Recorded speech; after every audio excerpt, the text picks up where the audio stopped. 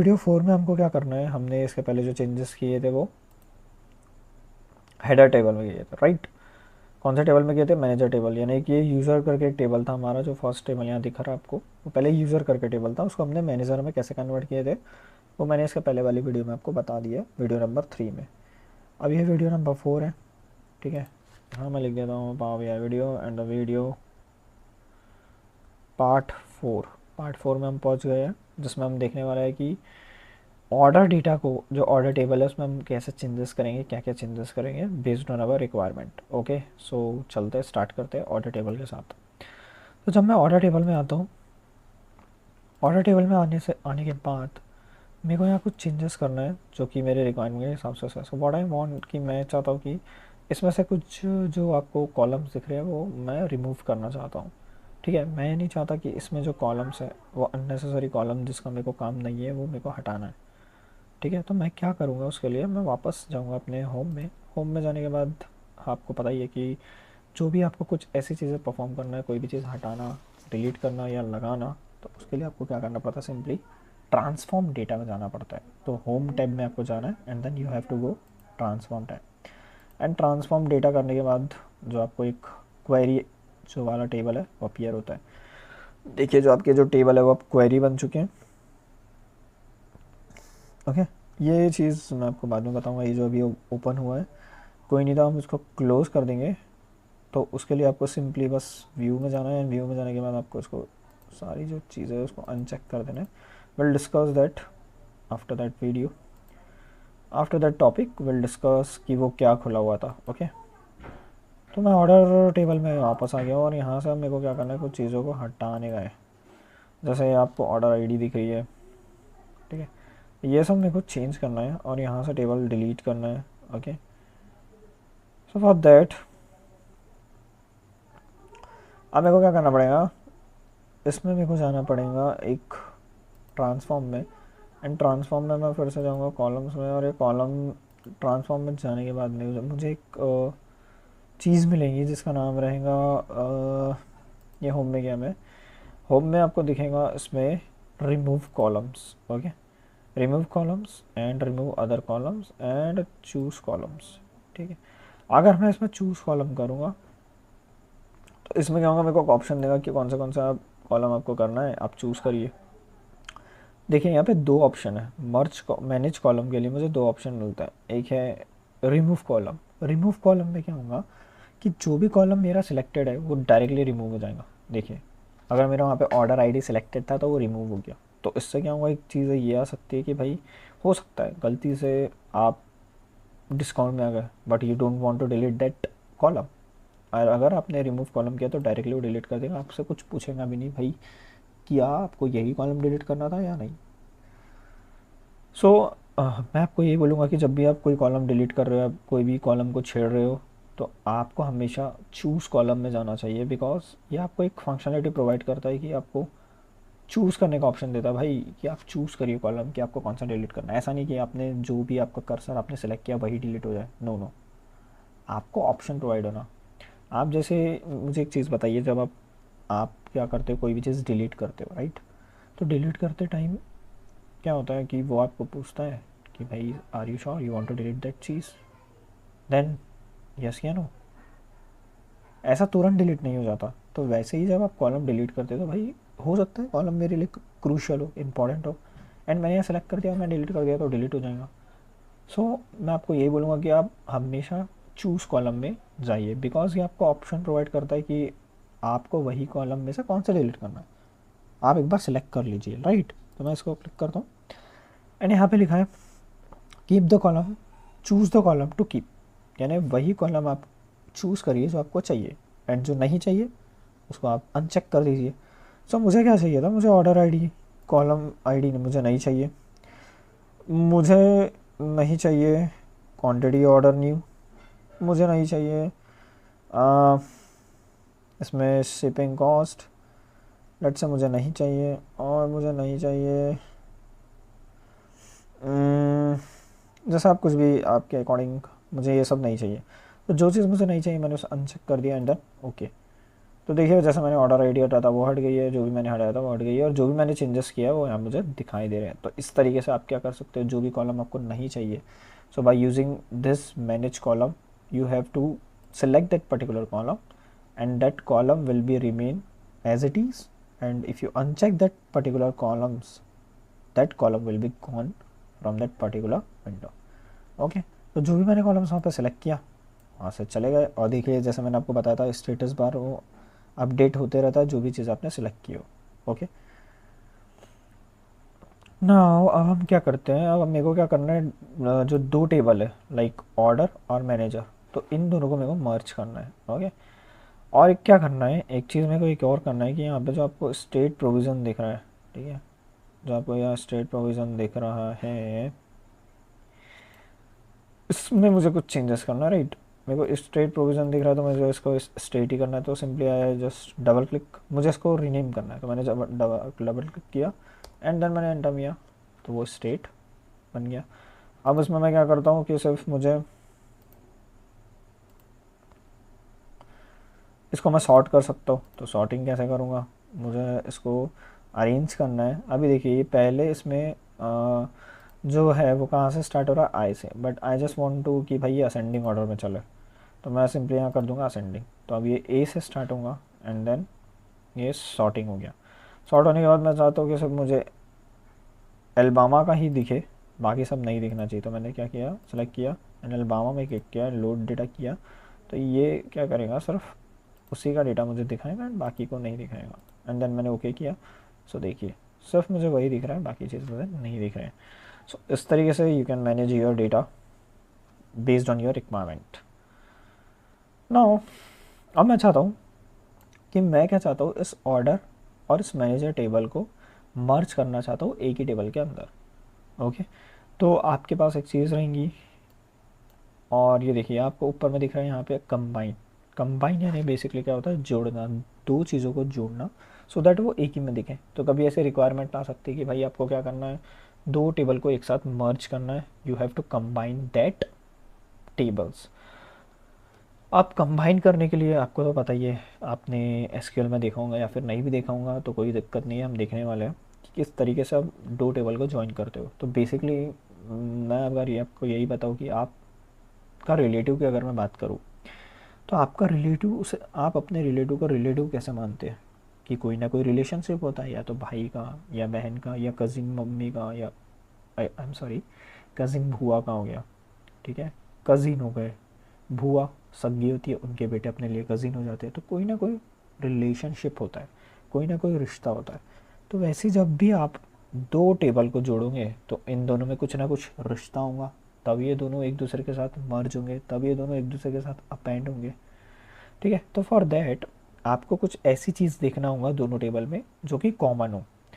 तो जब भी आप मर्ज करें तो आपको क्या करना है, इस कंबाइन वाले ऑप्शन में आना है। कंबाइन में आपको दिखेगा मर्ज क्वेरी। अगेन आपके पास दो ऑप्शन है, एक आता है मर्ज क्वेरीज और एक आता है merge query as new. No what is the difference between merge queries and merge queries as new. तो इसमें डिफरेंस बिटवीन ये है कि जब आप मर्ज क्वेरी को क्लिक करोगे तो ये क्या होगा, उसी टेबल में मर्ज कर देगा, मतलब एक नया टेबल क्रिएट नहीं करेगा। But whenever you are using merge query as new, तो ये क्या करेगा, एक नया टेबल क्रिएट करेगा, ठीक है, और उसमें वो चेंजेस करेंगे, ना कि जो आपके पास पुरानी टेबल है उसमें, ठीक है। तो देखिए मैं आपको डेमो करके दिखाता हूँ मैं क्या बोलना चाह रहा हूँ। अब मैंने इसको क्लिक किया मर्ज क्वेरी में, ठीक है, मर्ज करने के बाद यहाँ पे वो बोल रहा है कि आप एक ऐसा कॉलम सेलेक्ट कर दिए जो दोनों में कॉमन है। ओके, अब आपको नहीं पता कि दोनों में क्या कॉमन है, तो आप क्या करिए, सिंपली मैनेजर टेबल में जाइए, मैनेजर में देखिए रीज़न, तो जो रीज़न ये फील्ड है ये आपको दिखेंगी ऑर्डर में भी, ठीक है। चलिए सर हमने तो यहाँ देख लिया, यहाँ तो रीज़न है, तो क्या ऑर्डर में भी रीज़न अवेलेबल है, जी हाँ है। तो चलिए ऑर्डर में चलते हैं, मैंने ये रिफ़्रेश किया, हो सकता है आपको भी आया तो आप रिफ़्रेश कर दीजिए, कोई इशू नहीं है।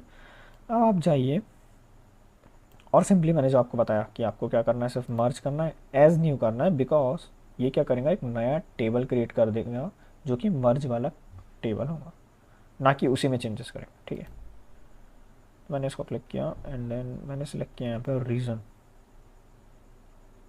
और जब भी अगर आपको कोई भी कॉलम देखना है तो आपको क्या करना है, सिंपली ये अल्फ़ाबेटिकली अरेंज होते हैं, ABCDEFGH। तो ये मैंने देख लिया रीज़न, ये मैंने रीज़न पर क्लिक किया।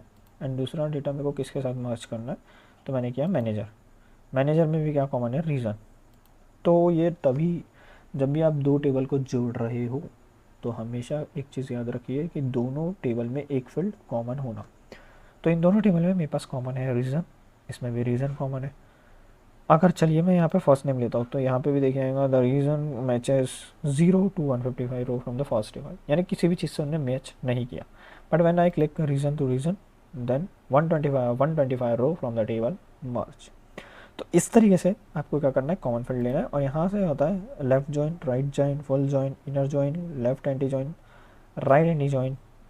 तो ये क्या करता है, देखिए जब भी आप लेफ्ट आउटर जॉइन क्लिक करते हो तो all from first matching from second, ये क्या करेगा, जितने भी फर्स्ट के हैं वो और जो सेकंड में मैचिंग है उसको ला के देगा। ये क्या करेगा, all from second matching from first. तो हम ये वाला सिलेक्ट करेंगे क्योंकि मुझे सेकंड के सारे टेबल होना, लाइक टेबल की जितनी भी फील्ड है, like reason, manager first name जो आपको यहाँ दिख रहा है, मैनेजर लास्ट नेम, मुझे ये सारे के सारे होना, एज वेल एज इसमें जो भी चीज़ कॉमन है वो। तो मैंने क्या किया, राइट आउटर ज्वाइन किया एंड देन मैंने ओके किया। तो यहाँ देखिए एक नया टेबल बना मर्ज वन। उसने इन तीनों टेबल को नहीं छेड़ा, उसने क्या किया, एक नया टेबल बनाया मेरे लिए जिसका नाम है मर्ज वन। ये ऐसा ऐसा क्यों हुआ, क्योंकि मैंने क्या किया यहाँ पे मर्ज क्वेरी एज न्यू को सिलेक्ट किया। अगर मैं इसको सिलेक्ट करता तो ये क्या करता, उसको ओवरलैप कर देता, जो कि मैं नहीं चाहता कि भाई मेरा जो पुराना डेटा है वो प्रिवेंट रहे। एंड आई हैव टू, मुझे जो भी छेड़छाड़ करना है वो किस में करूँ, नए टेबल में। तो उनने क्या किया, एज न्यू करने से एक नया टेबल क्रिएट किया। ठीक है, अब मैंने क्या किया, दोनों को मर्ज कर दिया। मर्ज करने के बाद अब जब लास्ट में आओगे तो लास्ट में क्या मिलेगा आपको, वही मैनेजर टेबल जो आपने मर्ज किया। अब देखिए जो सारे के सारे में, जो सारे कॉलम में आपको लास्ट में जो ऑप्शन मिल रहा है वो क्या मिल रहा है, एक ड्रॉप डाउन का। बट यहाँ पे जब मैं क्लिक कर रहा हूँ तो ये जो ऑप्शन है आपको अलग ही दिख रहा है। ठीक है, तो ये बेसिकली क्या करता है, एक्सपांड कर रहा है। तो आप एक्सपांड और एग्रीगेट हम बाद में पढ़ेंगे क्यों क्या करता है। सिंपली आपको एक्सपांड में क्लिक करने देना है और आपको इसमें ओके करना है। When you click that okay button, तो जितने भी चीज़, जैसे 3 फील्ड थे वहाँ पे, तो तीनों के तीनों कॉलम जो है उस टेबल के वो आ जाएंगे। ओके सर, मुझे नहीं लगता क्या ये वही है। तो चलिए चलते हैं मैनेजर टेबल में और देखते हैं। एक है रीज़न, एक है मैनेजर फर्स्ट नेम, एक है मैनेजर लास्ट नेम। तो मैं वापस आता हूँ उसमें, एक है एक है रीज़न, एक है फर्स्ट नेम, एक है लास्ट नेम। ठीक है, अब उसका नेम चेंज हो गया है सो कोई दिक्कत नहीं है। हम वापस डबल क्लिक करेंगे जब भी आपको चेंजेस करना रहा, तो आपको यहाँ पे जाना है और यहाँ पे सिर्फ लिख देना है रीज़न, यहाँ पे सिर्फ क्या लिख देना है, मैनेजर, मैनेजर फर्स्ट नेम है। तो ये जो एक्स्ट्रा की आपको चीज़ें दिख रही है उसको जस्ट आपको बैक स्पेस देखिए रिमूव करना है। वैसे इसको डबल क्लिक करना है और इसको शिट, मैंने थोड़ा सा रिमूव कर दिया, कोई इशू नहीं है। मैं कंट्रोल Z कर दूंगा एंड यहाँ से मैं इसको रिमूव कर दूंगा। तो इस तरीके से आप क्या कर सकते हो, कॉलम का नाम अपने अकॉर्डिंग आप सेट कर सकते हो just by double click that column name and you have option to change their column name according to your need. इतना करने के बाद अब देखिए आपको एक चीज़ दिखाई दे रही होंगी कि ये जो डेटा है वो नल दिखा रहा है, मतलब सेंट्रल का जो डेटा है वो नल है।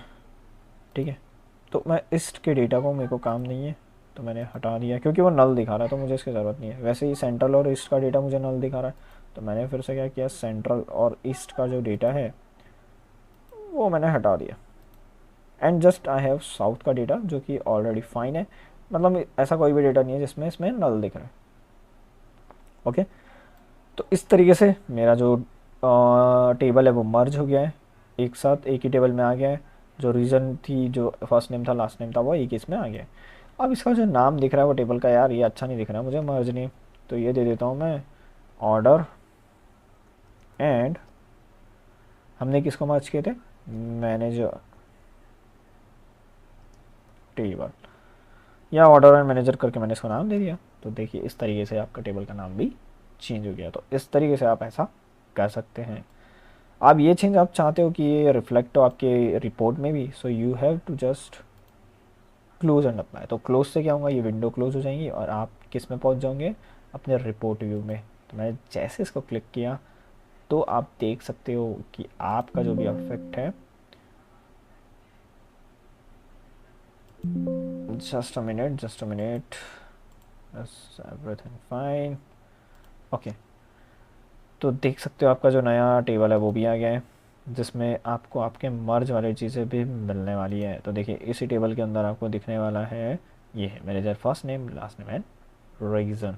ठीक है, इस तरीके से इस तरीके से आप सेकंड टेबल को भी आप मर्ज कर सकते हो। अब मैं अगर आपको बोलूँ कि भाई आपको क्या करना है, आपको क्या करना है, मैं फिर से जाता हूँ टेबल व्यू में। टेबल व्यू में जाने के बाद मैं चाहता हूँ कि आप क्या करिए, ऑर्डर एंड रिटर्न को मर्ज कीजिए। ऑर्डर और रिटर्न को मर्ज कीजिए। तो आप कैसे करोगे, आप रिटर्न में जाओगे, रिटर्न में देखोगे कॉमन फील्ड कौन सी है, स्टेटस। तो क्या स्टेटस फील्ड इसमें भी है, जी हाँ होनी तो चाहिए। स्टेटस फील्ड है क्या, नहीं है। ओके, तो सर आप कैसे करेंगे, आप डोंट वरी अबाउट डैट। एक और फील्ड है यहाँ पे ऑर्डर आईडी। तो आपको फिर से ऑर्डर में जाना है, तो क्या यहाँ पे ऑर्डर आईडी अवेलेबल है क्या, होना तो चाहिए। ये देखिए ऑर्डर आईडी अवेलेबल है। अब मैं बोलूँगा कि आपको इन दोनों को जोड़ना है, तो आप क्या करोगे, फिर से जाओगे ट्रांसफॉर्म क्वेरी में। ट्रांसफॉर्म डेटा में क्लिक करने के बाद, ट्रांसफॉर्म डेटा में क्लिक करने के बाद आपको फिर से क्वेरी वाला जो विंडो है वो अपीयर हो जाएगा। एंड आपको क्या करना है, ऑर्डर और रिटर्न को मर्ज करना है। तो इसके लिए आपको क्या करना पड़ेगा, फिर से जाना पड़ेगा क्वेरी एंड देन आपको फिर से सिलेक्ट करना पड़ेगा एज न्यू। क्यों करना है मैंने बता दिया है आपको। तो इसलिए आपको ये क्लियर करने के बाद अब आपको सिलेक्ट करना है वो फील्ड जो कि दोनों टेबल में कॉमन होनी चाहिए।